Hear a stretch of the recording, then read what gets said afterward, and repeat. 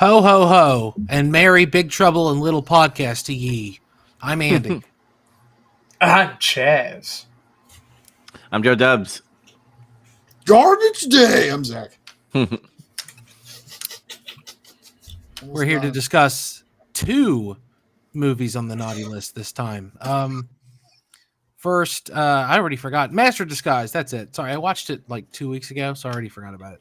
Master Disguise, and then later, Silent Night, Deadly Night, Part 2. Did we watch Part 1 on the show or no? Yes, we did.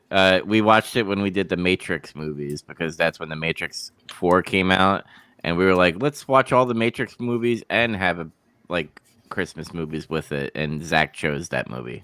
That's stupid. Why do we do that? I don't know. What you guys were spiraling without me. It was like right before I joined, and look at all we just rocket strapped on the back. Success. You're welcome. Straight down. Right to the ground. Anyway, Master Disguise was my pick, and I'll be honest, I basically picked it just because I recently rewatched the episode Nostalgia Critic about it. For like half a week, I went on this weird watching 12-year-old Nostalgia Critic videos, and I watched the Master Disguise one. I was like, I've never seen that movie. It looks really horrible. And then when we said we're going to watch naughty movies, yeah, I guess that's what I decided to choose. This movie already has a reputation, but I don't know. It's still fascinating to watch. It's so fundamentally unfunny and uninteresting. It's so obnoxious. It really is. Yeah, especially when Data's farting every time he laughs. Yeah, I don't. That was funny. I forgot that Data was in this movie. Yeah, he's a bad guy. his fake blue eyes. What's up with his eyes? It's like they're artificially blue. What's wrong with your face? Damn. I mean, you could say that about Dana Carvey several times in this movie. Yeah, what's wrong with your face? Yeah, no, I mean, I get it. He's good at impressions, and they were like, we'll write a movie around this, but then they forgot to write a movie, I guess. I mean, there's a plot. It has. I'll give it that. I'll give it this. It has more of a plot than the movie we watched last week or the movie we will discuss after this. Yeah, that's Like, a pretty low bar, but yeah. I know it's an incredibly low bar, but if someone said, "Hey, what's Master of Disguise about?" you could tell them something. You would follow that by a bunch of coherent sentences that, when strung along in a line, told a story. Mm. And that's about all I can say about this movie. I guess it's bright and colorful, and I think I laughed once or twice. I knew when I looked at you that you had a tiny little wiener. And I know that when I looked at you, you had a little wiener with some tiny nuts. Yeah, that was funny. That's a funny line. I mean, it wasn't worth the hour and 20 minutes to get that out of it, but that was his best impression too. Was the Al Pacino? Yeah, I like that one. Him as the Scarface. Him as George Bush is classic too, but that was pretty solid too. Actually, I mean that's like he was known for that outside of this movie anyway. But yeah, the infamous one, of course, is the turtle. Yeah, that's what everyone remembers, rightfully so. Like, it doesn't even make sense. Like, they never explain. It doesn't. Turtles don't make that noise. No, they don't. They don't. That's why it's so funny. Yeah, turtles don't. Well, also like that. There's just no. I don't know. I don't get it. I feel like the whole scene is just one big long non sequitur. It doesn't make any sense. I mean, most of the movie is like, it almost reminds me of like a really bad Scooby-Doo episode in terms of like, you ever watch one of those episodes where it's all just bits? Yeah, that's what I keep on thinking. This is like a reel for Dana Carvey. Be like, I could do these impressions. Look at me, and then they just slap the plot on there somehow. Yeah, they just like literally duct tape the plot around it to make it like at least string together. Not to say it's cohesive necessarily, but I don't know. Here's the problem with this movie for me. This is not the hill I should die on, but I'm going to die on this hill anyway. I kind of like this movie. But it is 100% purely out of like very weird nostalgia. Mm. You ever just watch a movie enough times that you're like, you've convinced yourself, nah, it's not bad. But I know it is. So you're gonna watch this movie again one day? Oh yeah, definitely. Disgusting. Yeah, I'll drink beers to it. Like it was like, so I remember watching this movie when I was like young, because this came out 2002. So I'm in like that young like shithead like preteen, teenage. I'm like 12, ready to turn 13, but I'm just watching big dumb stuff, and it was literally just let's smoke pot and watch dumb movies. And this is one of those dumb movies that I watched a few times, and it's just really stupid. Like, I know that what I'm laughing at is really bad. It's like eating McDonald's fries, like if they're cold, and it's like, I know these are bad for me and they're not good, but I'm still gonna eat them. Yeah. Had anyone else seen it before? No, this is my first time. And I think in the messenger when I watch this, I was like, I'm dying. And there's certain parts where I'm like, I'm laughing and stuff, but the data farting thing, the over Al Pacino dancing, going ooh-ah, and like wiener this and wiener that is like, I get it, cool, and it just even the plot, like I fucking hated that Dana Carvey was like Italian. That was like one thing that like annoyed the fuck out of me out of this whole movie. Pistachio, right? That's an Italian name. Yeah. Is that your middle name, Dubs? Pistachio? But he wasn't like Italian American. He was straight up like super Italian, but not in Italy. Mm-hmm. It didn't make any sense to me. He was growing up in the Bronx with an Italian accent. Like, he was born here. What's going on? Yeah, he was born in New York with an Italian dad and what really seemed more like an Irish mother. Yeah. Very confused about how his accent came to be. Yeah, it's one of those movies. Don't think too hard about it.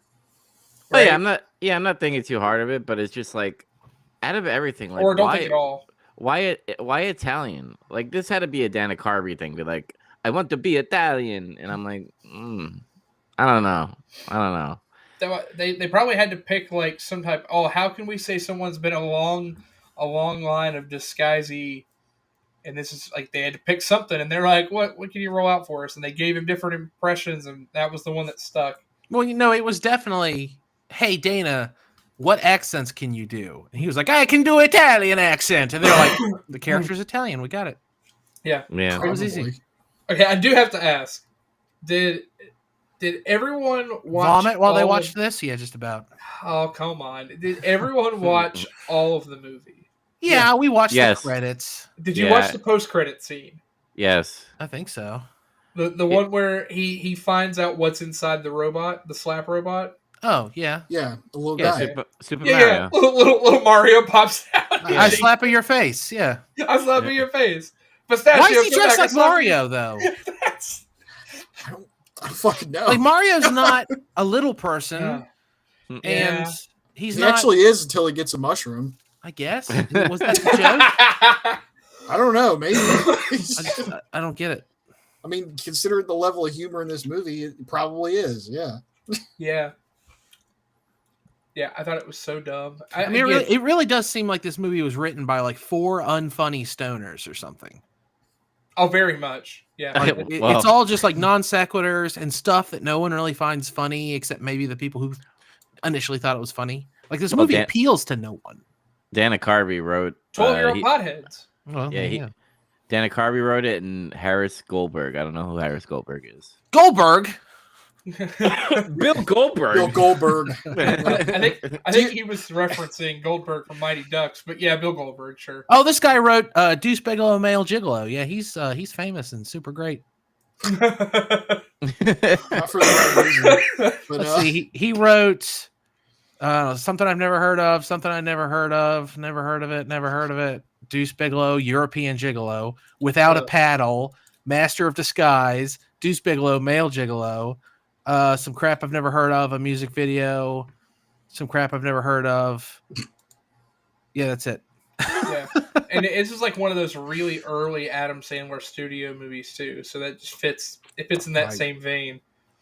It is funny though. This is like in that same like catalog as like Grandma's Boy, and Grandma's Boy is also a movie made by a bunch of stoners, but to better effect. But exactly, much better effect. But I don't know. I have a soft spot for this movie, but I acknowledge it's bad. It's like I know it's ugly, but I still love her. I don't know. There's a couple hot actresses in it, I guess. Yeah, the lead actress that is his partner is pretty attractive. Jesse Ventura's in it for a minute. That's funny. For Oh, 1 yeah. minute, he's in this film. Oh, that was the Yeah. other thing. It's like so random. Is like the whole premise of we'll have you dress up as famous people to steal random artifacts. Yeah, that like no Bo one would Derek's in ever- it for a second. That's funny, kind of. Yeah, They should have leaned more into that. They should have had more cameos from real people, and then the Yeah, I joke is saw that there's a rubber Jessica. mask. Jessica Simpson was the one. I'm like, what? Yeah, that was actually kind of like it was so out of left field. I was actually kind of like, oh, that's kind of funny. Like that, there's something to this. She like gives them her CD. That's stupid. yeah. Yeah. But it's the whole thing. It's like it's stupid. Like what situation would any of these people ever actually be able to take the things they're taking anyway? Yeah, they should have leaned into that more. That way, famous people who we recognize could have carried the movie, and it like 100% could have written on. Hey, I know that guy. Hey, Leonardo DiCaprio pointing at the screen while holding a beer. Like Yeah. that could have been the whole movie. Yep. Yeah, like seeing Kenan Thompson in there, like, oh wow, what's Was his he role? that famous yet at this time? No, very. I wouldn't think early. so. Yeah, this is No. early on. This is pre SNL. Yeah. He's still. I think All he that. just finished doing Keenan and Kel and stuff. He just got off all that. I think Right. Yeah. He's like literally transitioning to like it's like pre SNL adult stuff. Yeah, hmm you did. Well, he didn't choose a good route. Were you guys still watching Nickelodeon around this time period of like 2001 going into Yep. 2002? I don't think. Yes. Maybe a tiny bit. I don't think so. I most definitely was. SpongeBob was cool as shit, and I feel like Rocket Power. wasn't this movie somewhat like advertised through? That's what I was getting at. It was like Uh-huh. I remember this getting pushed hard on Nickelodeon, Huh. Yeah. and it made me think it was like they helped produce this movie, but apparently that's not really the case. So I was just confused because it's like then I finally watched it and I was like, this. I don't know. This movie's not really for kids, but like at the same It's time, not. it's marketed. It was marketed like it was. It was just kind of strange. I feel Yeah, like no, it doesn't make sense that they would like it. It's bright and colorful, and Dana Carey makes a bunch of noises. So I figure children like that. But children don't know who Al Pacino is. They don't know who Bo Derek is. They don't know who Yeah. George Bush is. Like, yeah, children It's- aren't going to get anything out of this movie. yeah. It was rated PG though too, which is another thing. He's like, if you think maybe if they went for a PG-13 rating or Yeah. something, Should have been a topless scene. Could have saved. it could have been a little funnier, maybe just slightly. I think the thing with the movie, thinking about like how it appeals, it's like we all have met, and no, don't you say it's me. I know where this is going to go, but we've all met a person who says a couple of things once, and it's like, oh, that's really funny, and then that person goes way too hard on that gimmick, and it's like, okay, this isn't funny anymore. You've done it now 10 times. I think Let it that's go. a phase everyone grows. Well, some people grow out of it. Some people live it for the rest of their lives. But like you find something that's funny, and you get that dopamine rush of I made a bunch of people laugh with this, and then you just try to keep doing it until it's way past the point that you're getting any returns. Yeah, it feels like this movie had already hit that point, and that's kind of where it's at. And maybe that was the whole point of like the appeal to kids, because you'll still make kids laugh at dumb shit like this. That whole like return on investment, it goes a bit longer with younger audiences. But I don't kind of wonder if there was maybe a topless scene or a lot of more curse words, and they were like, let's try to like tone this down, maybe cut it out, and try to put it on Nickelodeon to get people to go watch this movie. Because at certain times I was like, this kind of feels a little, spicy at times, and then you're just like, all right, back to Dana Carvey doing. I mean, yeah, they're voices. objectifying women and stuff, like talking about big butts. Yeah, That's not for children's. I mean, if you say it in a funny Italian voice, I guess it's okay. That's true. Yeah. All Italian women have big butts. That's the joke. I like the mama with the caboose. It's all those carbs. And then we call it Pistachio's father, James Brolin. Father of Josh Brolin, Thanos. I was like, hey, James Brolin. He fun story about him. Fuck, what was that one show? This story took a weird turn. Yeah. Where you going Never with mind. this? I just lost my train of thought. Fuck. Damn. You derailed it. Good job. That Yeah. was kind of like this movie. Yeah. Say it in an Yeah. accent, Dubs. Maybe you'll remember. No, I'm trying to find out the show because it's a narrator. No, it's not Rod Sterling. It's about like unsolved mysteries. Sterling. Unsolved Oh. Mysteries. He was on the first episode, the pilot, and he wanted more money, and he just they canned him, and that's when we got the other guy. So that's the fun fact. Well, they Sorry. made the right choice, I guess. That's a pretty iconic narrator. Everybody Mhm. knows that guy now, the Unsolved Mysteries guy. Yeah, he is in fact the Unsolved Mysteries guy. Do we know his name? No, it is one of those mysteries. I Mhm. forgot his name. I want to That's an Google it. episode of the show. It's a whole episode. What is his name? Brent Spinner, by the way, like after Star Trek, I tried to like see what else he's done, and he did one with let me go see his name. I'm like fucking zoning out on people's Yeah. names today. Do you guys want to hear something really shameful while he looks this up? Sure. So, remember, I did not watch TNG. I vaguely remembered like as a kid, but that didn't happen until like I watched TNG a few years ago while we were doing episodes. And I remember watching, I was like, man, Data looks so familiar. It's because of this movie. Yeah. It's funny how like you guys watch it and go, that's Data? Oh no. And I watched this and was like, is that the bad guy from Master of Disguise? I was like aware he was in TNG, but the first thing I ever saw him in was Independence Day. Wait, oh shit, he is in Independence Day. Yeah, he's like one of the scientists in Area 51. Fair enough. To be fair, I've not watched that movie in a long, long time. So. Don't bother. What the fuck? I mean, it's not that bad. You remember all the good parts. Mm-hmm. Oh yeah, I don't have a plan to go back. The sequel sucks. I never saw the sequel. But reeling back to this movie, it was okay. it's way better than World of Worlds. Yeah, no, that's true. Like I was watching it, and several times I was like, "Well, at least it's not War of the Worlds." This movie is exponentially better than that, and I would argue, like, I could unironically have a good time watching this movie with a bunch of people if we were all getting really fucked up together. Yeah, no, we say that. I hate that defense for a movie, especially when we're talking about it on the show, because it feels like you're trying to dodge being critical. But this is one of the times where I really do agree with you, I think. No, I know Like, we've done it a few times, but this truly fits the movie. Yeah, of like, if you got like a drinking case of like Coors Light or something and like smashed it while watching this movie, I think that'd be a good time. Yeah. Absolutely, like no excuse for it. Like it is a bad movie, but you can enjoy a bad movie sometimes. This is one of those movies I would do that too. You know what the tone and quality of this movie constantly reminded me of, and they really don't have a lot in common otherwise. Hudson Hawk. Oh, okay. Like it's like Hudson Hawk is like a steaming turd, but it's still kind of like, I'm having fun in spite of how terrible this is. Like this is baffling. What the hell's going on? I've never seen that movie, so I don't get it. It's weird. It's a weird movie.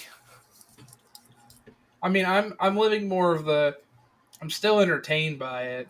I'm like, groaning through certain things. And some things didn't age well either, too, right? But no, sure, like the racism. And stuff, and the objectification of women, I guess. Did it age well? Every once in a while, I feel nostalgic for when movies would objectify women. Does that make me look bad? No, it's just natural. Yeah. It's just part of being a guy. Oh, I meant to fact check this, but my favorite thing about this movie is, I think this is true. I've seen this in more than one place, and if not, that it's just a well-perpetuated hoax. But this movie was filming during 9/11, and the Turtle Club scene is what they were recording, and they had to stop recording and like take like not like a moment of silence, but like a moment of reflection, because they're like, oh my god, the towers, oh my god. Okay, anyway, back to the Turtle Club. Yeah, there's like some stuff out there about Dana Carvey and how like that was like one of like the most awkward days of his career, and it didn't this movie didn't derail his career or anything by any stretch. Not that like there was much else to go on anyway. Like he still did his comedy bits and other stuff, but like there was like some stuff that happened to him after this movie that was related more to, oh yeah, it's kind of sucks. I mean, again, just like this very eventful day in U.S. history, and again, for someone like him, it could have impacted him in a certain way, and they were like, "Nah, we're gonna just keep doing this turtle scene all day." All day. They had to get it right. I checked into this, and apparently it's kind of false. It didn't actually happen on September 11th. So what was it, like a memorial thing then? But that's the thing is there was something about this movie in relation to 9/11. It's rumors. It's rumors. Is that what it is? Both the director and Dana Carvey both later confirmed that the movie was still in pre-production on the morning of September 11th. It hadn't even started yet. So what was there? Was it just I'm like sure a it was weird still in the front of their thing minds? Yeah, it's like it was like 2 weeks after it happened. They held a moment of silence, and I guess the first scene they did was like the Turtle Club scene. Okay. So that would make just more so sense. happened to be dressed up like that and everything. So it didn't happen the day of in town and all that shit. I'm still going to remember it kind of the way I described it. So, I'm reading an interview with Dana Carvey. He says, I was in the costume all day, and they said, we're going to have a group prayer about 9/11. And I couldn't get the thing. I would have held everyone for a half an hour getting all the prosthetic makeup off. So I remember it. Everyone else was wearing civilian clothes, and I'm dressed as a turtle man. There it is. Yeah. Okay.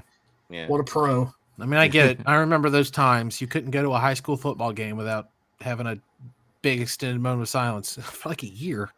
What?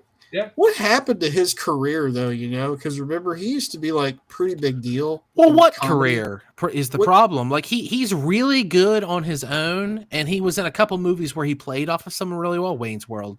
Mm-hmm. But I mean, at this point, I don't feel like he had that huge of a career, which sucks because he is a really funny guy. Well, but I don't think he's a lead man.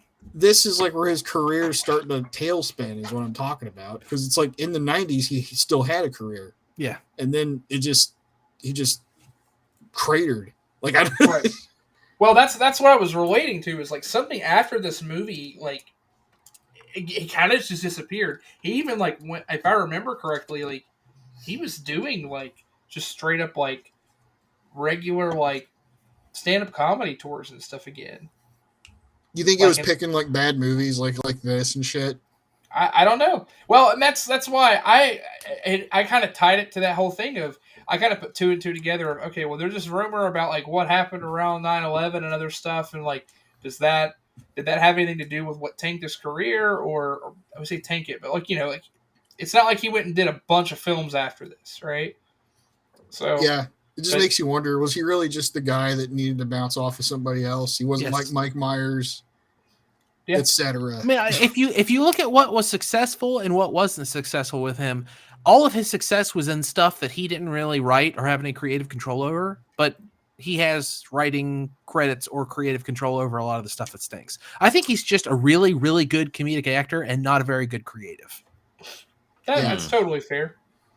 Like some people are much better if you just tell them this is what you're going to do and they can execute it as opposed to just making it themselves. Also, he's kick-ass at drums.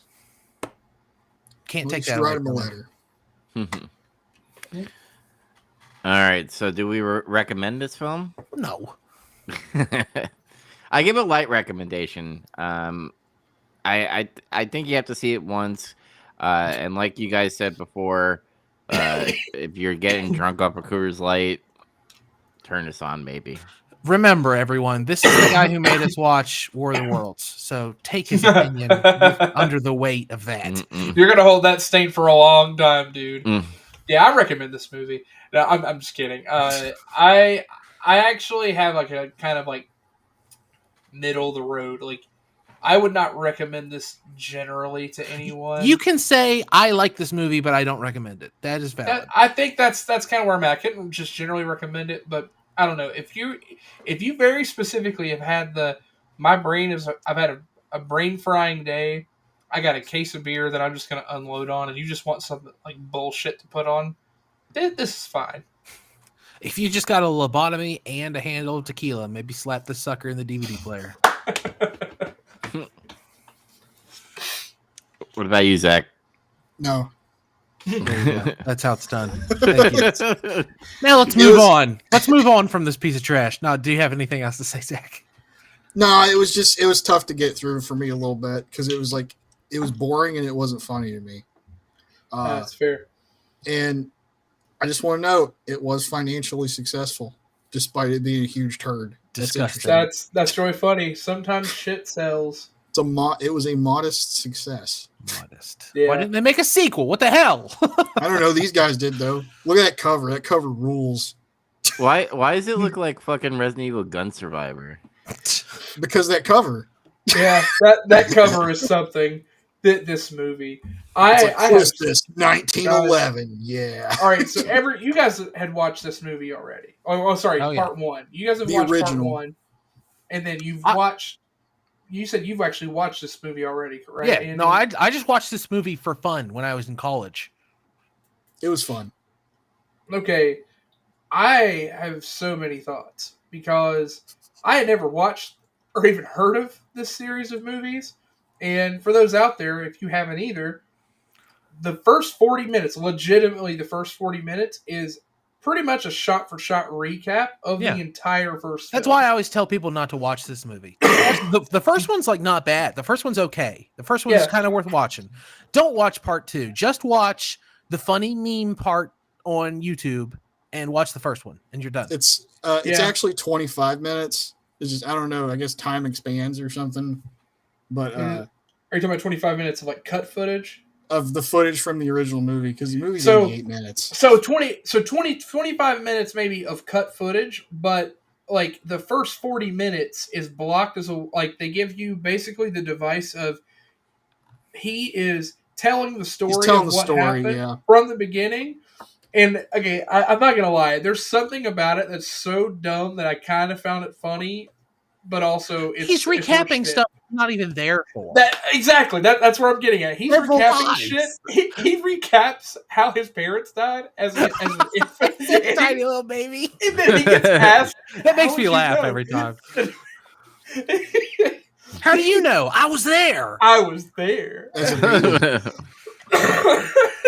It was such a traumatic event, like his memory neurons activated in his brain and recorded it. I did have a lot of curiosity because I have like questions about the first movie because I feel like there's so many plot holes and dumb shit that happens, but still for the most part I can appreciate what they were trying to do. But I don't know how much of that gets fixed by watching all of it as opposed to what I watched. But when I look it up online, it just says, you watched enough of the first film, you get the gist of it. Like, basically. I don't know. I mean, honestly, they put most of the cool kills in the recap, so.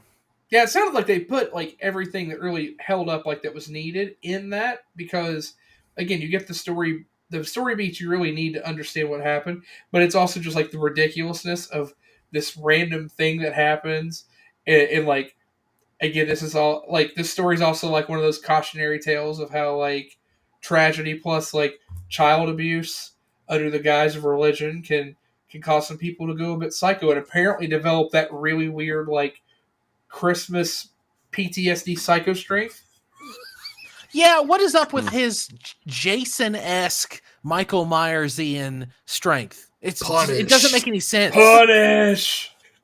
You mean like the retard Christmas trend that he has? Yeah, I was going to try to avoid saying that specific thing, but that's exactly what it is. His down Pringle strength. It just doesn't make any sense. Yeah. It's not supposed to. You're thinking about it too hard. He's not supernatural. He's just some dick. Yeah, you know what we're watching. You know what the genre is. You know what they're going for. Yeah. Yeah, I mean, they got it. Basically, I'm just here for creative kills, and he shoves a woman into a deer antlers. That's hilarious. The umbrella one is my favorite. That's my favorite kill, where he stabs the umbrella through the lone guy, and then it opens on its own. That's hilarious. I laughed out loud. Makes no fucking sense on how that would happen anyway. It doesn't make any sense. Yeah, it makes. He shoved the umbrella all the way through him and opened it. That's what happened. It's absolutely ridiculous, is what it is. That's the best one though. I thought he was gonna shove it up his ass because like the pause, like the guy was like no, and I was like, oh, he's gonna get that shoved up his ass, and it's like no, it's like through him and opened it up. I was like, still creative. I'll give it. I thought he was gonna like that guy. By the way, I didn't feel bad about that one. It's just funny in general. I don't know. The electrocution death was kind of like dumb, but kind of funny. I don't know. Yeah, I don't think that would happen, right? Am I crazy? No, that's why. so many No. times I would watch this and go, none of this would actually happen. No. You're overthinking it. You're way overthinking it. Oh no, I know. I got to a point where I was like, oh, there's no logic to this. This guy's just completely taking the piss. And I'm not gonna lie, I spent a point going, okay, there's no way this movie's taking itself seriously in any way. And I went from Eric Freeman is one of the worst actors I've ever seen to Eric Freeman is one of the most outstanding actors I've ever seen.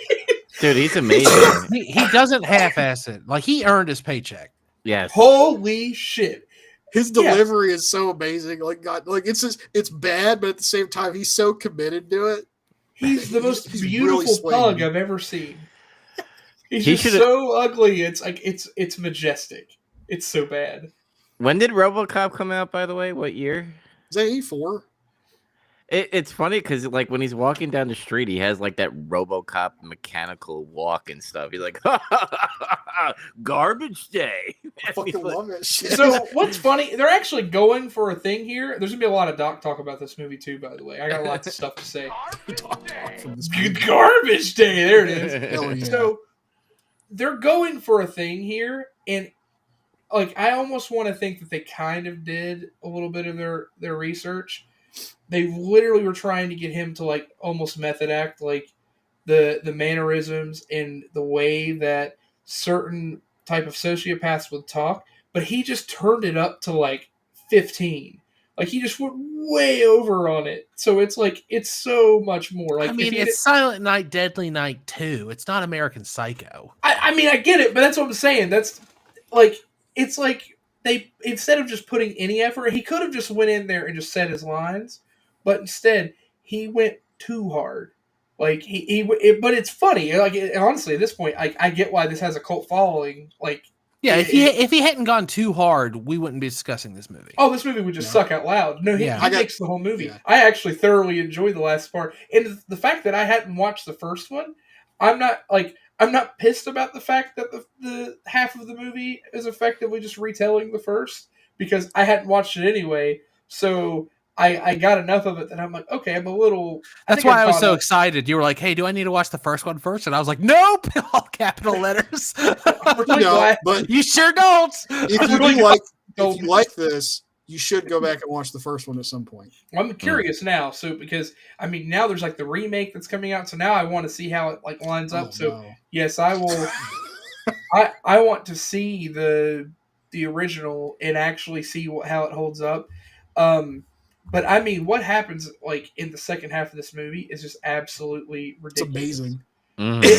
It is like okay. Again, I know we're talking about the whole like I would unironically like drink and watch this movie. No, this would be an amazing movie to get together with you guys and drink and watch. Yeah. I would laugh my ass off. That's how I watched it originally. Just like it's enjoyable. Yeah. Oh, absolutely. Second half, like that's the problem. If the whole movie was the quality and originality of the second half, this movie would be a classic.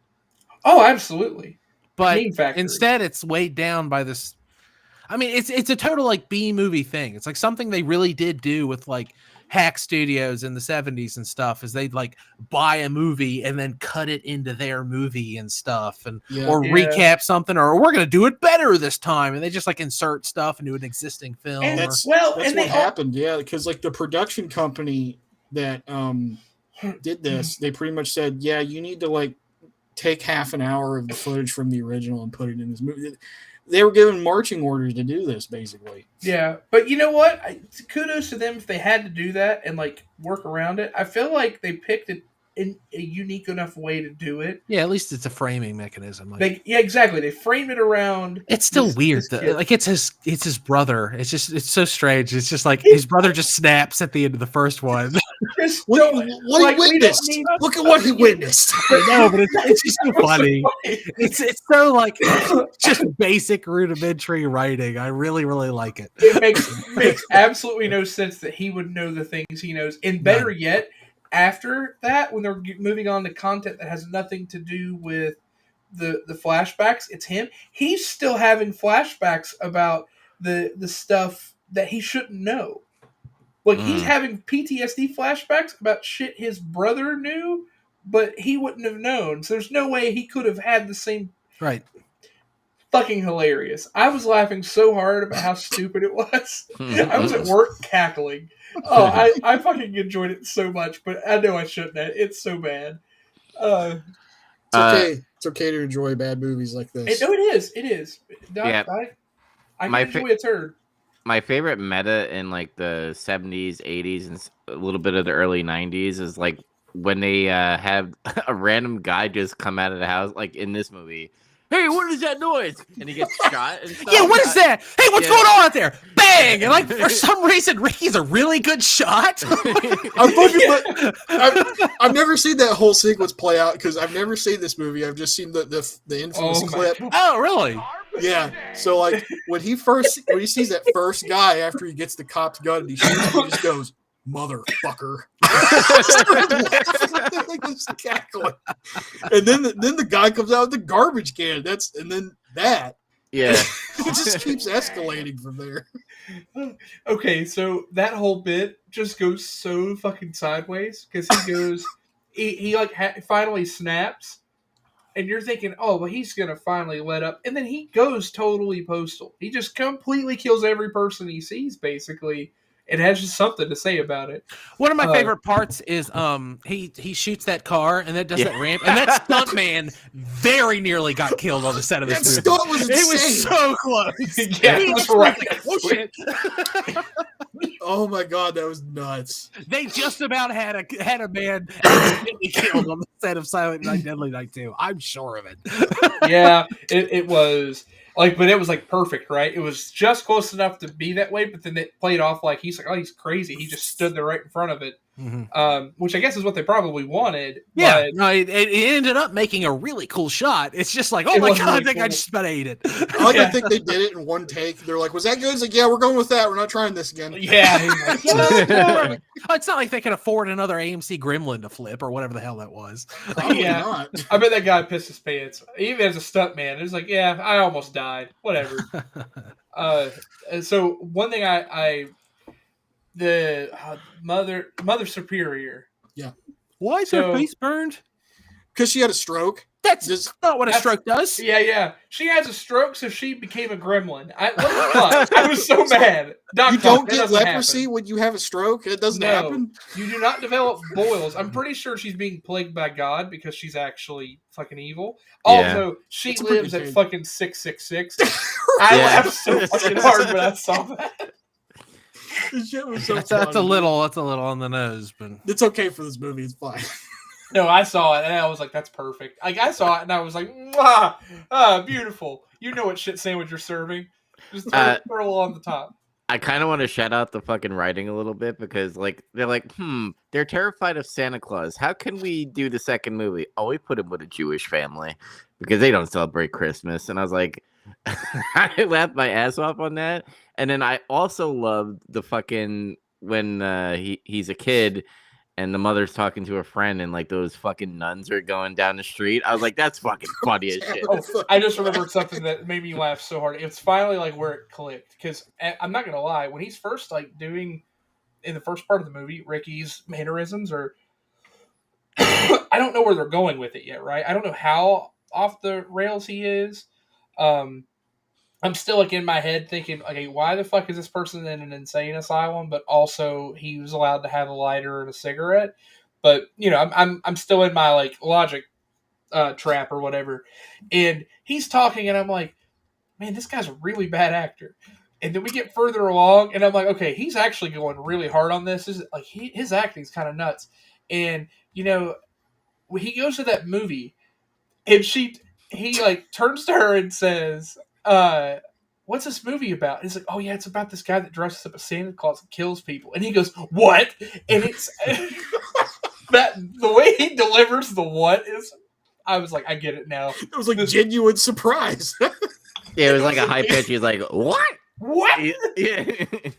Like, what the hell was that? Was that meta? When they were watching the first movie? And that's what I thought. Is he just gonna watch his brother kill everybody? I didn't know, but I laughed so fucking hard. Oh my That God. scene also has one of my other favorite shots is the Looney Tunes shot where the guy in the back is talking to his friend. He's like, he's gonna do this. He's gonna go in the basement, and then this is gonna happen, and then like the third time he turns, Ricky is there. Stared right in his face. Bugs Bunny. Oh yeah, I like whenever the guy yells a gamer word and she immediately goes, "Well, we know that's not true." Yeah. For some reason, I expected him to snap when he did that, but he didn't. He held his Well, I ground. mean, that's effectively what led to it. He just like, did it more methodically. Yeah, that kicked the snowball down the hill. Yeah. Oh no, that the movie was just something. I don't know. I look forward to watching the second half of this movie again. I'll eventually watch the original, but I will totally just fast forward. Yeah, that's how it's done. Yeah, and just watch it. My roommate in college and I did that one time too. Like we watched the first one and we were like, oh, we're gonna watch these. And we watched the second one and we were like, I feel ripped off. And then the next year we were gonna watch them again. And that's what we did. We watched the first one and then immediately put in the second one and just fast forwarded. That's how it should be done because it's just a short ass movie. Oh, absolutely. At that point, what a delight. Mm. Oh man, I went on for a ride and thoroughly entertained. And I think everyone should watch it. I would highly recommend it. I don't know if we're at that point yet, unless you guys have other things to say about it. Yeah, I mean, there's not a lot to say about this movie. The kills are cool. It's interesting. Yeah, I mean, I do recommend it. I recommend the first one over this, but this one's fine. Like, if you have to be a completionist, you can watch the whole thing, but space it way out from the first one. Yeah. I kind of want to talk about, like, the rape scene where he kills the rapist dude, and she's like, which you. one? Oh, yeah, that one. There's the one that his brother did, and there's the one that he does. Yeah. Oh, no, you mean the Jeep one. Yeah, the Jeep one where he runs him over and That's stuff. bizarre. That is something right out of, like, 70s, like, B-movie grindhouse bullshit movie. It's so weird. It's just, like, the tone of it and the way it's shot. It's, like, far away. It's weird. The dialogue in that movie is like, I'm gonna go get another beer, and he like goes to get the beer, and that's where he gets killed. This movie's just outrageous to me. And I when we watched the first movie, I must have memory hold it. I'm sorry, I remembered one of my favorite lines. I'm sorry, I interrupted you. But I was thinking about the Jeep scene, and the Jeep's red, and at the end, he's writing red car in big letters, and Ricky Lee Jeffer goes, red car! Good points! That also reminds me of something else that happens in the movie. I think it's either immediately after that or immediately before, but he asks him about his wife, and he's like, where did you meet? You met in college? I couldn't afford to go to college. I got a job. There's so many fucking lines in this movie, and it just... Oh, God. There's another part where they're talking about the first movie where the cops shoot the Santa, but it's not his brother and stuff. And the shrink is like, wait a minute. That's not your brother. And they did like this transition of like Ricky turning his head, like he's looking at his brother at the fucking orphanage thing, because that wasn't his brother that he shot. They shot an innocent man. See, those are the context stuff that you don't see in the recap, kind of, because there's more stuff like he was like with the orphanage essentially. The Santa Claus, and then the cops, because they're trigger happy and they need to find the Santa Claus during that Halloween, by the way, but whatever. Yeah, and they just shoot him and stuff, and I was like, so fucking funny how they tell the story. Mm-hmm. Poor deaf guy, or what did he say? That poor deaf bastard. I think that's what he said. Yeah. Oh, but I'm curious, what's the plot of the third one?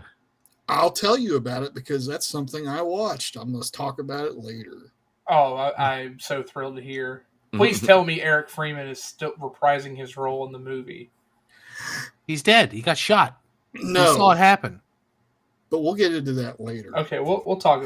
But he like woke up at the very end of the movie. They did the classic 80s thing where he like smiled and then alive. Yeah. By the way, I want to shout out the ending of this movie. I was rooting for him to murder her the whole time. Yeah. And he did it. Oh, yeah, she's a piece of shit. She needed to die. Yeah, no, it checked out. Yeah. No, she, I was actually, after she, runs away terrified, and then immediately, gets a knife and then starts calling him out and saying shit to it. I'm like, all right, this cunt better get her head cut off. And then she got her head cut off, and I was like, yeah, that's right. Because his brother doesn't complete his mission. He falls short. He's like right there and just, ugh. Yeah. Right there, man. Yeah, I mean, if you look at it that way, this is basically a spaghetti western with just like extra trimmings. Yeah. Whoa. Was The there a Christmas spaghetti western slasher. Was there a 1911 in this movie, by the way? Was there what? Was there a Maybe? Was there a 1911 in this movie? Because I remember just seeing revolvers everywhere. Yeah, I don't remember. No, Maybe- everybody had revolvers and shit. No, one cop did have One a cop 1911. Okay, I was gonna say I know a cop had a regular gun, but I couldn't remember what it was. He doesn't brandish it. It's in his little vest holster thing. I could tell that's what it was because the magazine was so slim. Oh, It speaking could of be that, nothing else. that moment was also ridiculous, where he like the cop basically has him right there, pulls him right up on him with the gun right in his face, and he just immediately like grabs it and turns it backwards and shoots him in the head. It's like, what the fuck is this guy? That's what the movie completely goes off the rails. Like Andy said, it's very Looney Tunes. Like he like almost bent the fucking barrel to his forehead. And then- Live action Wile E. Coyote over here. And Yeah. he's just holding a revolver and laughing maniacally, and that shit ruled. Yeah, that's what makes a fun slasher movie for me. Is it's got to be silly. Mhm. Yeah. Oh, absolutely ridiculous. I honestly think I kind of want to watch all of them and see what they're all about. I know I'm probably going down the wrong rabbit hole. Can't wait to hear about part 3 from you. And also for listeners out there, they actually are remaking the original movie. It's going to be released I think in 2 weeks or something. I'm scared. I'm scared of that. Are you though? So I was telling them the studio that made the Terrifier movies Oh, made it. well, okay, if it's them, then it might have a chance. Yeah, it was made by the studio that made the Terrifier series. I'm genuinely intrigued by it. It looks interesting enough. And I need to watch the original first, and because I think I need. Wait a minute, it's written and directed by Mike Nelson. Whoa. It might be okay. This might be okay. Not bad. Right. The guy's name is very close to the fictional guy from Mystery Science Theater. I was like, what the fuck? But I can't know someone else. Didn't register. The first one though is pretty solid early 80s slasher movie that builds up, and it builds up to the insanity at the end that you see. And it's actually kind of more horrifying than it is like, haha, that's hilarious. Yeah, it's played more like, Michael Myers than it seemed like that's why I want to watch it, because it's like hearing the retelling, it seems like they're taking the piss out of it a little, and then we get the off the rails of the part 2, where the original seemed like it's kind of like a really fucked up, sad story that just turns into like, okay, well, this killing spree happens because he's finally just went off the deep end, and that's it's really tragic actually. Now it does have a completely insane scene in the very beginning of the movie that involves him visiting his grandpa. And it's like that's the one thing they cut out of this that they could have used. That needed to stay in because it's so amazing. You've probably seen it actually. A friend of ours shares it every Christmas. I'll share it in the chat when we're done talking so you can see it. But yeah, I'm just gonna have to watch the movie. But, okay, I guess we probably beat this to death. You guys have anything else to say about it? I recommend this.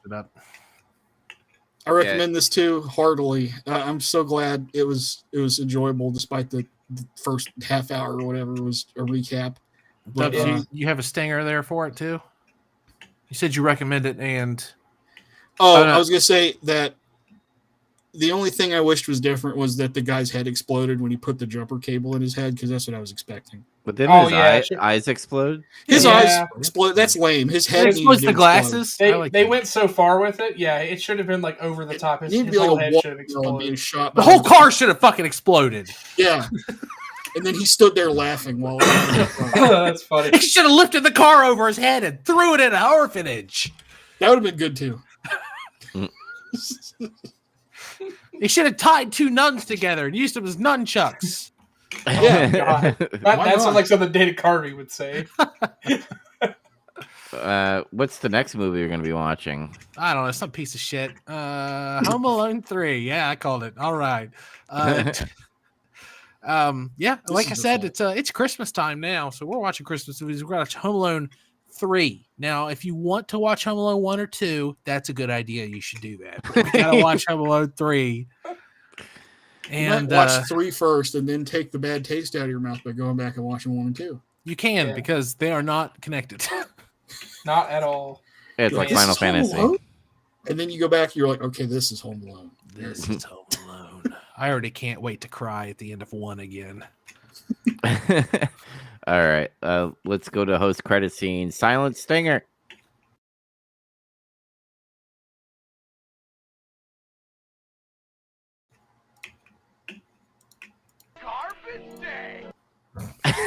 Yeah. Zach, why don't you go first? You tell us about Night Deadly Night 3 and others. All right, so I literally got done watching Silent Night, Deadly Night 2, and I was hanging out with my dad. He was like, well, you should come out to, he's got like a little separate building where he has like his man cave and stuff. And he's like, you can watch that movie out there, because I was telling him what I was supposed to do later tonight. And I was like, okay, I will. And then he kind of half watched it with me and enjoyed it too, because the same reasons I do. He was like, you want to watch the third one? Because it was getting ready to autoplay it, and I still had like a bunch of time before we had to record. And I was like, I guess. I mean, I'm sitting there drinking Rolling Rocks and eating popcorn and watching bad movies. That is amazing. Yeah. Yeah. Just watch it. So we put on 3, and then the first thing that struck me about this movie is there's a bunch of people that have been in David Lynch movies that are in this movie, and I can't believe it. Huh. Oh, there we go. Like Richard Baver, who plays Ben Horn in Twin Peaks, is in this. Eric DeRay, who plays Leo, is in this, and he's not a bad guy either. And then, oh, geez, what's her name? I just blanked on her name now. Laura Dern. Just kidding. No, She's not in it. she plays the other girl in Mulholland Drive, the one that lost her memory. Oh. Laura Herring, that's her name. She's in this too. And I was like, what are these people doing in this movie? And then I start watching it, and it's different. And the way they take it is friggin' Ricky survived at the end, but it's not the same guy playing him. They get a different guy. Eric Freeman's not in this movie. That was a massive mistake. Yeah. What? Oh, I have no desire to watch it now. Fuck that movie. Well, beyond that, I'm going to tell you, it's fucking boring. Oh my God. I don't need to hear anything else. What a piece of shit. That's the only thing that made the movie redeemable. Before you Yeah. joined the call earlier, we were talking about it, and I said, yeah, don't watch the third one. And they were like, why? I said, because all the kills are lazy. They're boring. Just nothing interesting happens. It sucks so much. It's It like does. so the first, like I said about the first one, is it's kind of like a somewhat serious attempt at like a low budget slasher psychological horror or something. I don't know. And the second one embraces insanity. And you have to do that sometimes in horror. This one, after those 2 movies, it tried to be super serious and like, I don't know, like it's looking at things through like a different lens in terms of like psychology and storytelling, so to speak. And it absolutely did not have the writing to support it. And the director had no business like doing this movie either, because he does so many agonizing long takes. This is not the kind of genre that needs stuff like that, especially like coming off of Silent Night, Deadly Night 2. Like, what are you doing? Like, I sit here watching Grandma make Christmas dinner for like 2 minutes. In Silent Night, Deadly Night 3, and it's like, why? Oh, that's. It is so boring. Don't ever watch it. I mean, I you don't have to sell me anymore. The fact that he's not in the movie after he survived, but it's someone different. Like I'm totally off that. That sucks. You know, it Man. sucks. It sucks even more is this could have been easily fixed, and it could have been probably a decent movie like the last one. I mean, it's not a good movie, but it's entertaining, and so it's decent to me. It's just a different director, or maybe a writer could have fixed all this pretty easily. I don't know what happened. I got to research it, I guess, because I'm real curious. Now I have to research to see if I want to try to watch the other 2. I never got that far. After 3, we were like, we're not watching the other ones. I'm scared, so I got to check into it. But That's fair. I mean, what else to do? I watched Frankenstein, the new one that just came out. Oh, the Del Toro one? Yeah, it's good. I am looking if there's anything else he did, and apparently in 2018 he did a short called Ricky Today, the Caldwell interview. Oh my god. I am very interested in what this is. It sounds like a Funny or Die skit. I'm a little worried. I don't know. I'd have to find out how we'd watch it, but yeah, it's got a person. It's literally just an interview between him several years later and someone playing Dr. McJenkins. And apparently it's got some decent reviews. I mean, this interview short has significantly higher reviews than the movie itself. Lol. That means it might be entertaining. Yeah, it might be entertaining. I kind of want to watch it. Oh my goodness. Yeah, I watched the Del Toro Frankenstein. It's pretty good. I don't know what else to say about it yet because I think I need to read the book. I've never read the book. And I need to watch the one from the 90s that people are real split about too. Mary Shelley's Frankenstein. Yeah, because I watched a video where somebody was talking about this movie and he made some pretty interesting points. How this movie is almost like half-assedly a remake of that movie, and he showed several scenes and shots of it, and I'm like, I definitely see what you're talking about here. And then there's certain other shots of it that are straight ripped out off of a graphic novel adaptation of it too. And I'm like, I don't know. And then I come to find out people are praising this movie for being like really authentic to like the original story and stuff in terms of adaptation. And it's like, now I'm hearing different things about that. So I don't know. I don't know. I still think it's good, but yeah. Sometimes I kind of hate the actually people because it's really annoying sometimes. Well, I don't care about that usually, but when that's one of the reasons why somebody praises something for, it's accurate to the book, and then it turns out it's not, that's a different story. True. Okay, then your praise is kind of like bullshit. Did you read the book? Like that's exactly what it is. It's just someone like claiming, oh yes, I can say this is good, and it also makes me look smart because it looks like I read a book. Yeah, so I'm thinking some of that's going on a little bit, but it was still pretty enjoyable. But I also watched Gundam After War X. I finished it all. And are we gonna see a Big Zam talk on that soon? Andy would have to watch it. Look, I have a lot of things to do. I can't watch a 52 episode anime in a week.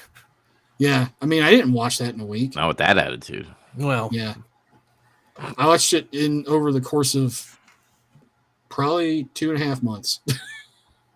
But it was good, and when it was finished, I was like, this is pretty positive. The way it ended, which is not common for Gundam usually. And it was supposed to be like a full-length series, but it didn't end up going full-length because it got kind of screwed in ratings a little bit. Like at first the ratings plummeted shortly after it started, and then they banished it to this awful 6 a.m. on a Saturday time slot. So they were never even going to give it a chance to recover. Anime time, 6 a.m. maybe. That's when I watched Dragon Ball Z originally. But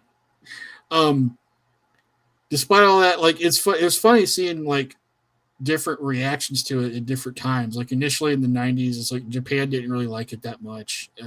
Western audiences were like, this is weird, I don't know. But then you had people who were like, oh, I like the characters though. And then some people were like, oh, I hate the characters. Oh, is it dubbed?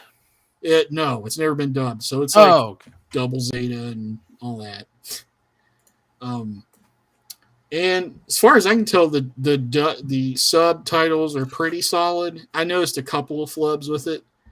I don't know if that's just because on Tubi they had an old version of it because it's been re-released 7 years ago or something now.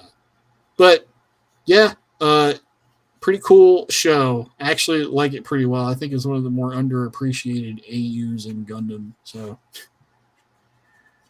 And I played Battlefield 6 some, and they added a new map in California, and it's really big, and It's like in Beverly Hills, I think. It feels like that's where it is.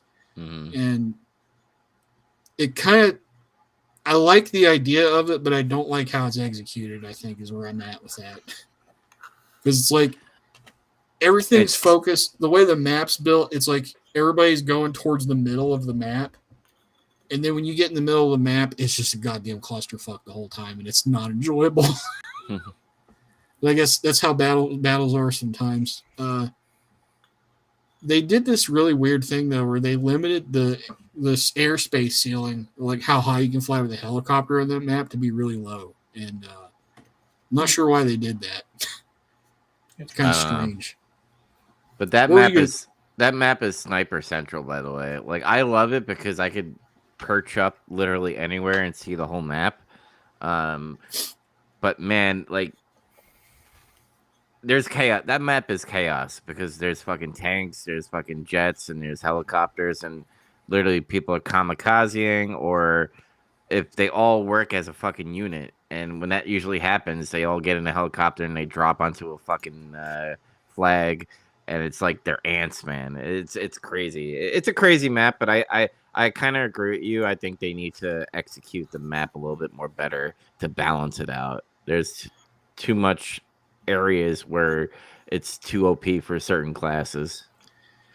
When I was playing it, I didn't really encounter that much sniping, but I encountered like a lot of other stuff, like people like camping, more just the chaos and some of the camping. Yeah, they're camping, but ironically not really sniping. Like, yeah. I like that they added golf carts and you can get in a golf cart, though. That's funny. I ran someone over. That's amazing. Good job. I didn't get to run over anybody in a golf cart. Mm-hmm. Also played some gun and card games some more, mostly virtually. Yep, I played with you guys for that one day. That's right. He was initiated. How many decks you made now? You got a championship winning deck? Not yet. Not yet. You're talking me or Dubs? Dubs. No, not yet. I haven't built it yet, and I just been doing the stock ones that you guys been you told me to use on a website. I started playing Stranglehold because I kept forgetting to do that. Actually, I gotta get into that.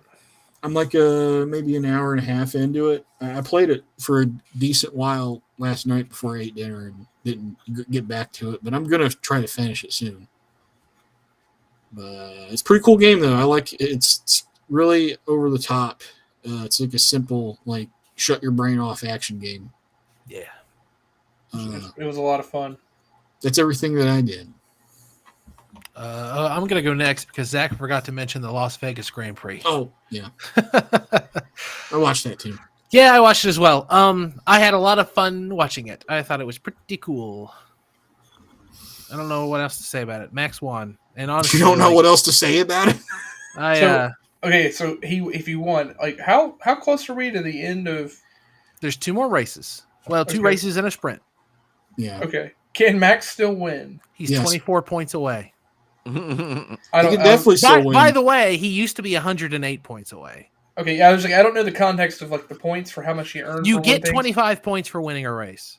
So he could still win. Yes. He definitely can. That is absolutely crazy. People kept joking, like, man, McLaren would need a double DNF for him to really stand a chance.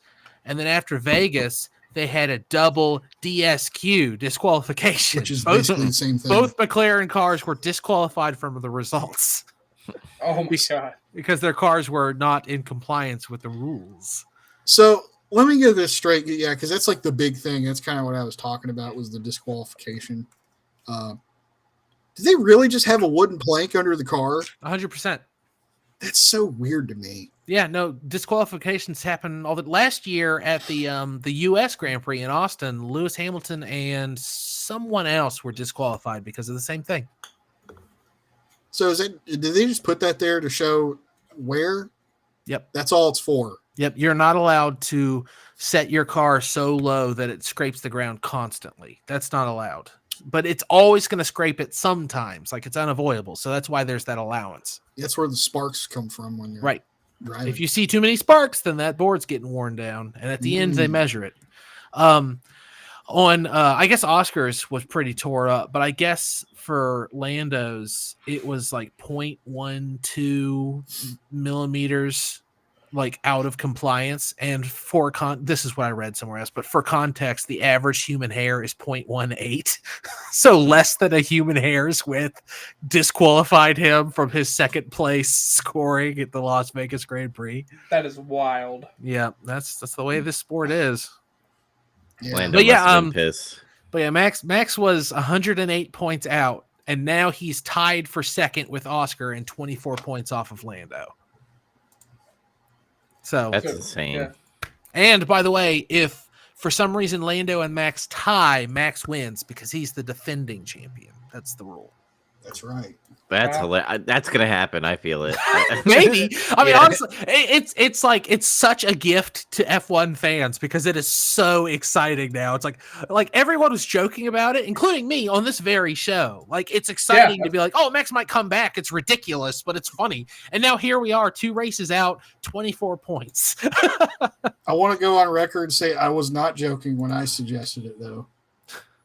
Because I said, I think he can come back, even when he was being all pessimistic about it and stuff. He's like, I don't think we can win. I'm like, no, there's still a chance. There's still a chance. I kind of wonder if he talking about. did this by design. Like he got so bored at winning, he was just like, "All right, I've seen people say possibly something like that, but who knows? I shared an image of the chat after he won, and they got in a Lego Cadillac car and drove around. It was stupid, but this is the thing you need to Is he get wearing out the of it. glasses? Where it's just Lando looking at him and Max is looking at him like, what the fuck, man? I'm He was coming having after you, fun the mate. whole time. And then He was Terry like, I got- Crews drove them to the ceremony. The end of the Vegas Grand Prix so stupid. It was dumb, yeah. And then I hate like, I don't like the Vegas Grand Prix. Everything before and after it. The race itself is fine. The track's fine. It looks like an upside down pig, but that's fine. It does. The track looks like a pig. That's interesting.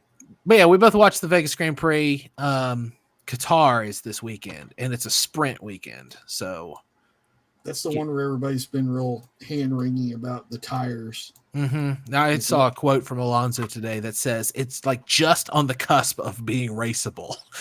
Like he was like, it's almost unsafe. And I was like, God damn. So I don't know. Maybe someone will just crash into Lando and we can get this over with. I don't know. I mean, I don't really like it. It's been such a roller coaster of emotions about how I feel about specific drivers over the season. But I'm not going to bore everyone with F1 talk anymore. We'll have to start Big Trouble in Spa or something. I don't know. But what else did I do? I watched all of Cowboy Bebop. I watched every episode and the movie. I didn't see You the did movie. the same. I didn't see the movie yet. What are you waiting for? I was playing Gundam with you, and then also fucking. You had 2 what- weeks. You You can watched only all of do the so series in many- like 5 days. Yeah, he can only do so many things that you force on him. I'm surprised that he could watch the entire series and then know that there's like a theatrical released full length motion picture and not immediately go watch it. Well, I didn't hear one of the reasons until I asked Zach. I was like, "Hey, is this like a continuation?" Because I liked how it ended in the series. Good. Yeah. No. We'll talk Yeah. about that in a minute. But you explain the movie real quick. Why you didn't watch it? I mean. Oh yeah, that's it. Because I was then Zach's like, "Oh no, it's like in between episode this and that." 22 and 23. Yeah, you said that, by the way, and I think Zach confirmed it. And I was like, "Oh, okay. Now I'm gonna go watch it because I really like the ending of Cowboy Bebop." No, it's perfect, and honestly, it's perfect for multiple reasons because there's a finality to it. It's like there's not going to be any fucking more of this, much to everyone's chagrin, and that's what's wonderful about Cowboy Bebop is it's so popular and so famous and so well liked, and everyone wants more, but we really can't get more. It needed to end the way it ended. It ended perfectly. It was 26 episodes, and it was perfect. And honestly, you wanting more of it makes it better. But I don't more? Watch it again. The whole series is perfect. Every episode's great. Soundtrack's great. The art is great. Animation's great. Yep. Yeah. No, it's one of my favorite shows of all time. Anime. I just love how like each episode had its like own little story. Like the chess story is like one of my favorite. Yeah, that was really good. Yeah, The metal queen lady. the space truckers. Yeah, I was like, it's so unique. Like every episode was so unique, and I really like. I think it's episode 23, the one with Andy the cowboy. yeah, that song gets stuck in my head every time I watch that episode. the rich guy. Yep, I like at the end. Call me Musashi. But I also like Toys in the Attic, the one where they're stuck on the ship with the monster. Yeah, that's a really cool episode. Mhm. And then of course, what's episode 5? Ballad of Fallen Angels or whatever it's called, something edgy like that. Episode 5 is of course great. You see Vicious for the first time. Mhm. Yeah, first time you meet Vicious is really cool. I like I think Jet's my favorite character. Same. Jet's great. Yeah, Jet's awesome. The episodes where you learn about his origin and his ex-wife, I think that's really cool. Oh yeah, his ex-girlfriend or girlfriend. Yeah, because she walks out on him. I like the Yeah. episode where he has to go to the prison ship because the guy who shot his arm off is part of this rise up on the ship or whatever, and then it turns out his partner betrayed him. Oh, it's cool. Mhm. That episode's good. What was his nickname when he was the Black Dog? Yeah, Black. There's one of the episodes is called like Black Dog Serenade or Black Dog Waltz or something like that. Yeah, okay. It's been a few years since I watched it. I need to go back and watch it. I didn't watch it when you guys did. I'm a coward. Yeah, I really wanted all 4 of us to do it, but it doesn't matter. One day, maybe one day, we'll just do a super episode and cover all of Cowboy Bebop. And be I could talk about Cowboy Bebop forever. Love it. I just love that Jet was like the father of the crew, and then you had Spike and Faye. Is it Faith or Faith? Faye. Faye. Okay. Faye. Yeah, that's my grandmother's name. And Ed is funny, by the way. Ed's great. Ed's a wonderful character. And of course, the dog. Everybody loves dogs. You have to have a dog in there. It's interesting. When I was younger, my least favorite episode was Jupiter Jazz. It's the 2-part in the middle. Now that I'm older, it's like I think maybe one of my favorites. Oh, that's an amazing 2-parter. It's just it's kind of slow and there's not a lot going on. And Faye's off doing her own thing with like the saxophonist, and it takes too long for the plots to converge. And I'm always confused about the significance of Shin. And now that I've seen the whole series several times, like it's all kind of tied up really well. And just what a cool setting. It's like it was this boom city and it like fell apart and now it's just all underdeveloped, like snowy landscapes. I don't know, it's cool. It's such a moody episode. But anyway, that's fine. I watched all of Bebop and I don't regret it for a moment because I had to take a break from watching Gundam to do it. But and I watched the movie, and the movie is a masterpiece. I love it. The movie has its own soundtrack, and it's just as good as the soundtrack for the show. Dubs. Yeah. Yeah, and then so far this is my favorite anime of all time because I haven't watched a lot. It's probably mine, I'd say. Yeah. It's probably Definitely. the best. Definitely top 5 for me. No, yeah, it's top 3 for sure. And then I'd have to really, really think about it. Yeah, that's where I'm at. Without a thought, it's top 5. I just thinking it's probably higher, but I don't want to go there yet. I got Trigun next. That's my good. next anime. That's my. So you want to get into anime stepping ladder? It's Bebop and then Trigun, and then kind of after that, there's branching paths. Actually, fun thing about the friendship that I have with Andy, when we were hanging out with a mutual friend. Andy strong-armed me into watching like the first 3 episodes of Trigun. Like made me sit there and just watch it a few years back. This is actually, I'm pretty sure, right before or maybe right when we started the podcast. And I was like, yeah, I gotta check this out. And then I proceeded to watch it all and did not regret it. Trigun's also amazing. That's 2 seasons, right? No, it's 26-ish. Yeah, that's the thing. It is a anime season, but there's a very distinct split in the middle, and that's because the manga is like 2 things. Okay. So it'll feel like 2 seasons, but it was released as 1. So if you call it 2, you're not technically wrong. What's interesting though is and I don't. It's a minor criticism, but at the same time, I liked how it wrapped up. But they kind of like very abruptly get to where they get to at the end of the series. You just watch it. I was about to say, I've thought about the end of that show a lot and the hypothetical ways to do it better. But Dubs, you watch it, and then we'll all reconvene and discuss the end. Well, I wanted to watch it, and then if I could have you guys humor me, I think you guys need to watch the new like remade version of it. You said you hadn't even finished it. Well, it's. I think it's only one season. Like they have. Oh, like it's still going. It's still exactly, but that's the point. Is that it goes that different direction. So I'm very curious what you guys would think of it because you get stuff. You find out things about the story and the lore way before you do in the original. But I don't want to ruin any of that for Doug. I always kind of liked it. I liked it being mysterious, but whatever. Maybe I can watch it after I finish the other thing I've been working on. Mobile Suit Gundam, the original one from the 70s. MSG. Yeah. I'm on episode 38, 39, and there's only like 49, I think. I can't watch the Gundam show in a whole week. Look at you. No, I've been knocking it out in a couple weeks. Let's try. Also, the episodes are like shorter for some reason. Like they're even shorter than other anime episodes. I don't know if it's a 70s thing or what it is, but each episode, like if you cut out, like the intro is like 2 minutes and change, and then there's a Amuro in the white base and blah blah blah. And this is what's going on with the 1 year war. But like you can like kind of skip like 2 minutes and 40 seconds at the beginning of every episode, and then at the end there's the next time on Mobile Suit Gundam, and then there's the outro song. So it takes like 17 to 18 minutes to watch an episode. That's not bad at all. So that's kind of why I'm blasting through them so quick. But yeah, it's better than I remember. Like I wanted to be able to speak about Mobile Suit Gundam from a place of like knowledge, because Zach and I are doing Big Zam and Little podcast. I'm going to talk about that next. And I remember all of Gundam, and I always liked it, but I hadn't seen it in a while. And I need to watch the new ones like Zach's doing, but I just kind of wanted to refresh everything because I saw something recently about Amuro's father and his importance to the series, and it just had me thinking about it because I'm actually coming up on the episode that I most wanted to see, a farewell at Side 6, and it just had me thinking about it. I was like, fuck, I'll just watch the whole thing. Fuck it. And I just kind of started it, and I haven't lost momentum. I'm still enjoying it.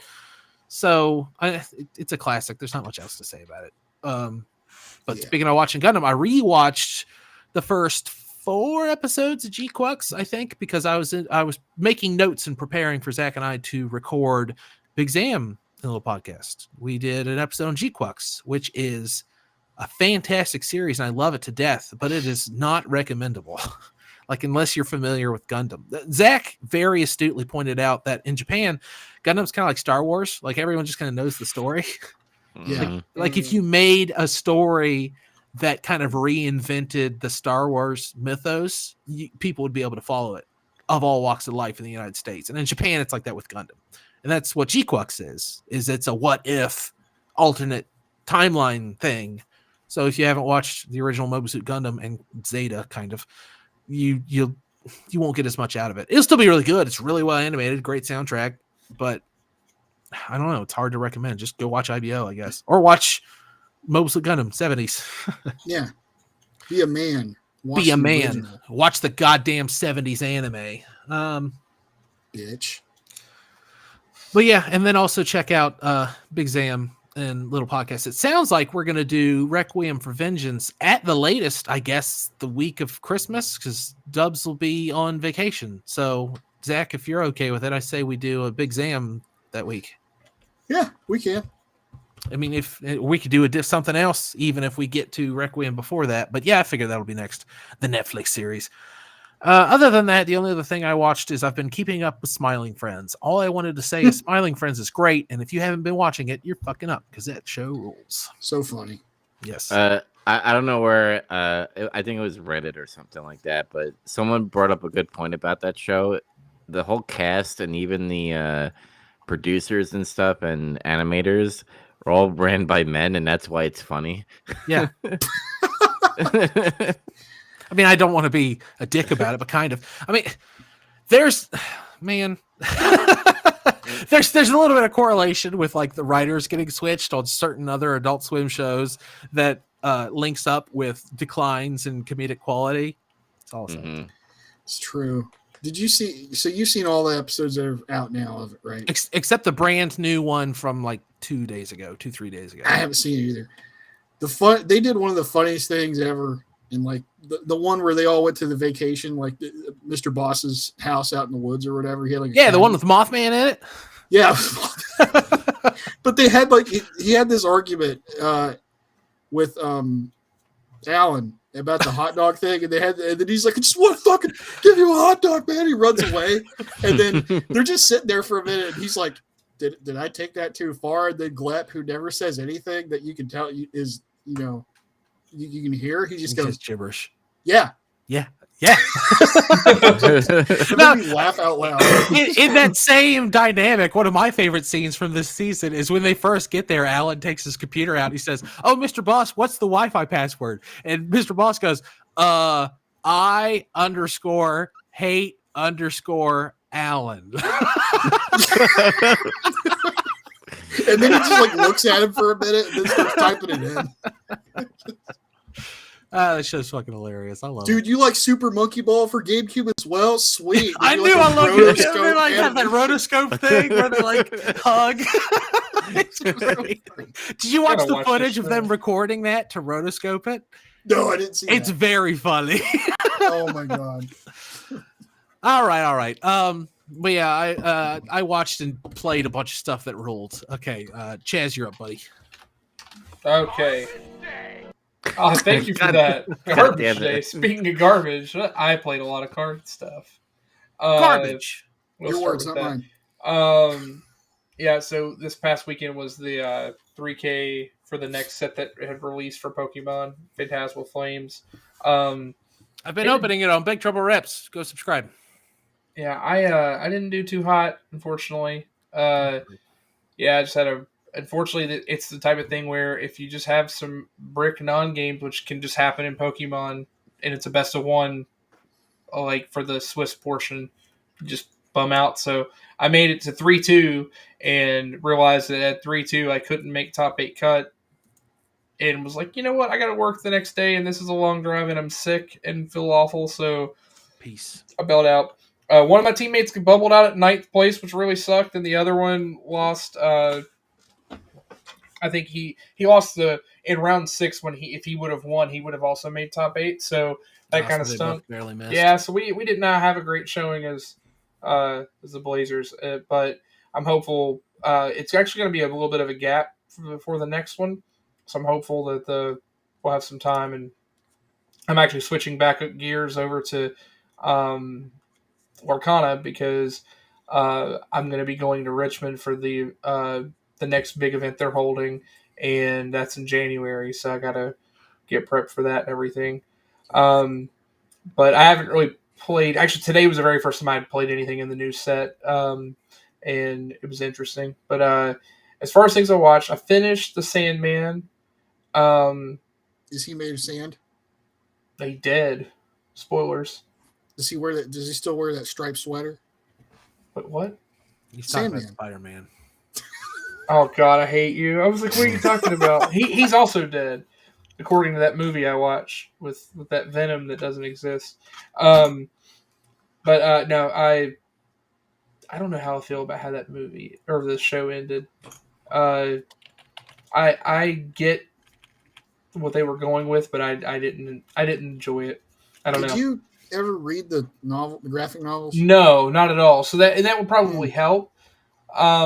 But it felt like, given the character, it's just spoil a little bit about the show. I mean, this is a character who has existed since the beginning of time, or like however tens of thousands of years or whatever. They give you all this context, and they make it seem like how he is not going to change or shouldn't change ever. He's going to stay the way he always is.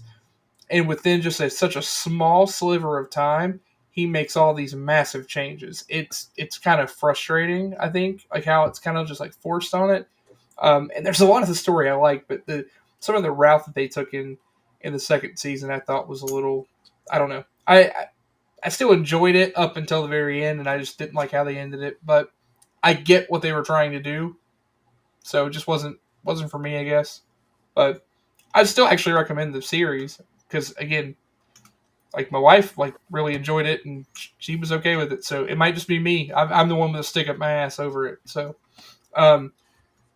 so to make myself feel better about it, I watched the third part of Space King, which I don't know let's if you guys go. knew. The third part came out about a month. Oh, nice. No, it's not good. I got like some thing about like a supercut of things about oh goodness, Hate Monger. And that's what, and then I was like, oh, I wonder what other vids I got. And then I realized part 3 was up. And I was like, wait, this has been out? I didn't know. So I watched it. And then I was like, oh, this is great. So I went back and watched the first 2 again. God, fucking, so fucking funny. Yep. Yeah, thoroughly enjoy Space King. Also, only men. Yes, also, no girls allowed. Yeah, that's what this one says. Yeah. Yeah. As far as video games go, I have completed Pokemon Legends EA. I officially got everything. You said that last week. No. At that point I thought I got the Pokedex, I got all the items, but there were like extra little challenges you had to finish to truly say like you got completed. I've done all those. I got the shiny charm. Now you gotta get all the DLC. Yeah, well, I have it. It's just I don't think anything's out yet. Like No. there's still, but once it's released, I'll have the pass. But yeah, I got everything. So I mean, I could still just like spend time catching shinies and do that part. But yeah. So it's as far as like for sake of completing and for our how our accelerated gamer stuff, I've completed it. And then I was at work when I did that, and I picked back up a little bit on Hollow Knight, and I don't know why. I just wasn't feeling it. Maybe I need to get back into the zone and really just grind out playing Silk Song, but I played like an hour of it, and it was like, eh. It was If you're not fine. feeling it, don't play it. Right. I didn't. I walked away. I was like, I'm not going to force this. So I picked up The Last of Us Part 2 because I've still wanted to watch the second season, and I've never played the second part. And this is one of those things where I really wish this was never spoiled for me. I wish I could have experienced this game the same way everyone else did, as far as like when it came out and it was, there was the twist that happens because it was so divisive, right? I would like to have seen how I would have responded to it, knowing what I know, but there's no way for that to happen. Oh, you saw the golf clubs part? Yeah, okay. I already knew the spoiler, and I already knew that it happened fairly early, so I'd already known what was going to happen. That said, has everyone here played the second game? I have. No. I haven't yet, no. Okay. One day I guess I will. Well, the remastered version that's come out, because, unfortunately, Naughty Dog has to remaster everything they've ever made like 4 times over. But that said, the game's great. Like, I enjoyed the gameplay. I mean, it's just a lot of the same stuff. It's I feel good. a butt coming. I feel a butt. Is there a butt? No. That's not a butt. Oh. No, Is that's it an Italian woman's butt? Mama Caboose.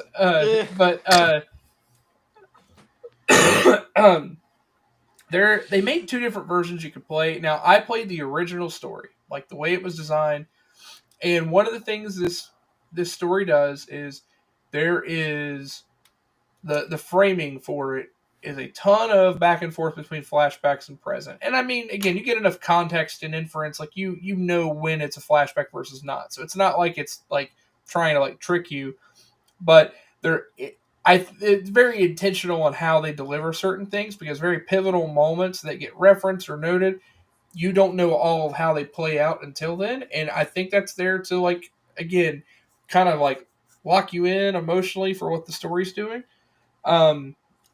This most recent version, though, has now also came out with a chronological version of the game. Now, I don't know exactly what that means, because a big portion of what you play is happening at the same time. So I don't know if that means you play out certain things like in that sequence as opposed to how it plays. But I would recommend, if you're going to play it the original way first. Of course, they even say like on there, like if you are interested in the chronological, play it after you've played the original story for how it's supposed to be seen.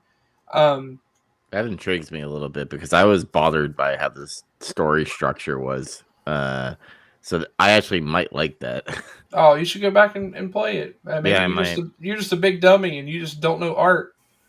I know. Well, I know that. I'm just kidding. I'm joking. No, I know you're kidding. I kind of respected it later because, like, it's about revenge. and the two characters that you play in the game are seeking revenge, essentially. I shed a lot of tears. I really enjoyed this game. I thought the way they wrote it and how they intentionally strung along certain aspects of story beats. Each moment it left you thinking, well, you're gonna feel differently on information you would know because you don't know. There are things that they don't show you in flashbacks that you don't know yet that affect how you would feel about this character making a decision one way or the other. And I thought that I thought it was very well executed. Um, I I'll leave it at that. I don't want to say much more until I know they've played it too. But Mhm. I understand why people would have a problem with it, and I don't think that's I don't think that's an issue. But as someone who also, in my top list of movies would, or the larger list of movies, if I had to sit down and do it, I would say Memento is in that. Like, Memento is not for everybody, but it's a fantastic fucking film. I feel like that's kind of the same thing here. I get why it was so divisive, but if you can get past that and actually just look at the bigger story and get what they were trying to do to begin with, that was the point, and I thoroughly enjoyed it. The ending, it's one of those weird things where I'm equally satisfied and unsatisfied with how it ended, but if that makes sense at all, because like I appreciated what happens at like the final moments and like the last like conflict that you have. Mhm. It's just it ends on such a depressing note. It's really fucking sad. It's a really sad story. I was in tears. I was like, that sucks so bad for that person, but I enjoyed it. I thought it was great. Yeah, I don't know how the story. I don't know how it's going to play out like in the actual TV show. I feel like they're going to fuck it up, but we'll see. But yeah, I'm never watching season 2. Fuck that. Whoa. Shots fired. That's just me. Yeah. But that was the thing I wanted to end on. Yeah, I would recommend it if no one has picked it up, especially if you don't know how it ends. Play it. My goodness, I thought it was a great game, an amazing story. All right. Me and Andy already talked about Cowboy Bebop. Gonna watch Trigun next. Watch the movie. Yeah, I'll watch the movie next. And then played Battlefield 6. We talked about Gundam. I played it with these guys, and then I got hooked on the card shit on my iPhone because it has Magic the Gathering. And This guy's over here playing Magic and Hearthstone and shit. Settle down. Yeah, dude, those card loser. Dude, those games are like crack. Like I told you, I'm like getting like fucking deck building games now. Like you guys created a monster, and it's just it's out of control at this moment. You're not even like buying into hard drugs. You're buying like really weird like offshoot poppers. Yeah. You didn't even get on the crack. You're like over there huffing paint in the side streets. Well, here's the thing. Like, I like Magic the Gathering on my phone. I don't know if I want to get the physical version because like there's so many expansions and don't stuff. Don't get into Magic. Don't do it. Yeah. Don't do it. Please don't. Don't do it. And obviously, like I've been, fucking yelling about before, Lorcana and Pokemon and Gundam are never in the stores that I go to. So I just go. I went to a Target today. They had a fuckload of One Piece cards, and that was kind of it. That's kind of strange. No, they had a bunch of the new Magic set. They had a bunch of Avatar. I see that as Avatar packs everywhere. Yeah. I think people are just exhausted on trying to buy stuff. And is what it is. They cross over them to death. Well, it's like Magic. I feel like you can find a fair bit of stuff everywhere. I don't know how much that's just like a massive amount of supply versus like a lot of people that buy Magic also know, okay, I don't want to waste my time trying to open up packs because I'm not trying to again they're doing more and more now to make people try to open the collector packs and stuff, but those are limited anyway. That pissed me off that exists. Yeah, like that's to like pull a specific market of people who would otherwise like be doing the same shit with Pokemon or whatever bullshit. Rather, a lot of people just buy singles, and that would be my advice to you, Dubs. If you actually are wanting to play, not collect, like any card game for that matter, if you're trying to get into it, if it's strictly for that reason, don't buy any product. Buy singles. By singles, Because that's going to be 100%. the cheapest way. Absolutely, like there are so many different ways and formats to build or find a deck that's budgeted for you that you would like to play, that you can try online first and then buy the singles to play them, and you don't have to bother. Like if you guys ever hooked me into Gundam, I mean, it's a fun game. I've actually talked it up a lot too when I've talked to people about it. But if I ever actually get to like, okay, I'm going to buy something, that's what I'm going to do is I'll just do the digital with you guys, figure out a deck that I like, go online and figure out, where the cheapest place to buy it would be, and just buy the singles. I'm not going to bother with packs. Yeah, most deck builders for all these online things, including Gundam, you'll like build your deck and you take it over and play it in Mobile Suit Arena or whatever you do. But they also at the bottom of the page usually have a add to cart and TCG player button, and it just adds your entire deck to a cart. That's the way to do it. Just when you finally nail it, when you get it down, you're like, this is the deck I want. Click, and then you just tell it to optimize cart, so it'll get it from as few sellers as possible, and they'll just ship you that deck exactly. Absolutely. It also helps. Gundam is apparently one of the more affordable ones to do that with. It's brand new, so I mean the most expensive cards in the game right now are like 60s ish, Well, that's and not bad at all. and that's not stuff you need. Those are like alt arts. Yeah, Oh, it's mostly gotcha. crazy alt arts that get up to be worth a lot of money. I don't know what the most expensive non alt art card is, but it's probably in like the 30s, probably. Maybe the 40s, maybe. I doubt it. That's not too bad. Yeah, and that's decks not are like- only 50 cards too. Right. So Yeah, so I'm hooked to Gundam. I gotta see what you guys are talking about, the building the deck and then shipping to you. That sounds interesting to me. Sounds cheaper actually. yeah, that's the way. No, to do it. it's so much cheaper. You're gonna waste so much money trying to open. Like again, the way I approach Lorcana is I want to be able to build, because I don't just buy that I'm gonna play one deck. I'm buying to have everything that I would need, so that I can build any deck for sake of testing and have like 10 decks built all at once. So I had already started that process. So I buy so much sealed because it allows me to open all the more common cards and I get more than what I need. And then I pull around with the people that also did the same thing in my team. And we eventually just trade around until we have all the cards. So that ends up being usually cheaper, especially with the fluctuations and trying to buy some of the rares. But usually, like, if you truly are just trying to stay on a budget, the cheapest thing by far is just, especially when a new set comes out for any of these games, just wait until the initial hype is down a couple weeks after and just buy the singles. It's so much easier. And like Pokemon, of course, is probably the cheapest. Funny enough, Pokemon's like the cheapest game to play and the hardest to collect. Yeah, that makes sense. Because the market is not at all swayed by what's playable. Like the playability of a card has It's got nothing to do- Pikachu on it. Oh my god! Yeah, like it has nothing to do with that. It's the alt arts that may be completely useless in play, but those are the ones that pick up. Now there's some overlap. Like if a card happens to have an alt art and it's playable, it might be a little higher. But for the most part, you can still find these cards for dirt cheap, and that's whatever. Where the games you guys were talking about, or like Arcana, for instance, playability is solely what dictates what's going to be expensive. That's what it is in Gundam. Mm-hmm. Sort of. Mostly, Yeah. I mean, the Wing Zero is the most expensive card in New Type Rising, and the most expensive card in Dual Impact is the Epion.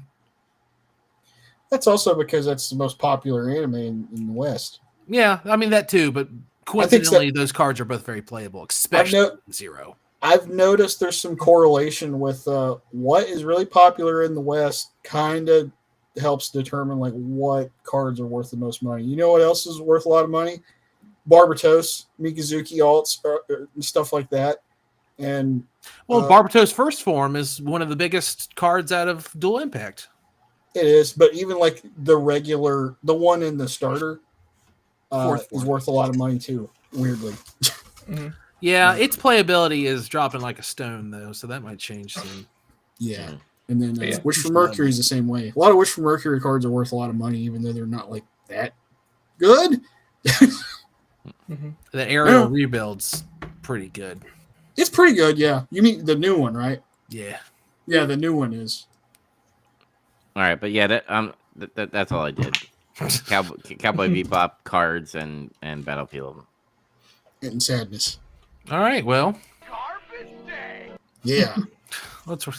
we wrapped it up. Don't forget to follow this show. Basically, wherever you're listening to us right now, you can follow us there. But also, you can follow us on YouTube or iTunes or Spotify or Google Podcast or all the stuff. All of it. Don't forget to watch Home Alone 3, Sigh. And we'll see you next week. Happy holidays, everyone. Happy holidays, happy Thanksgiving, and everything and above. Merry Eat all that Christmas, filthy turkey. animal.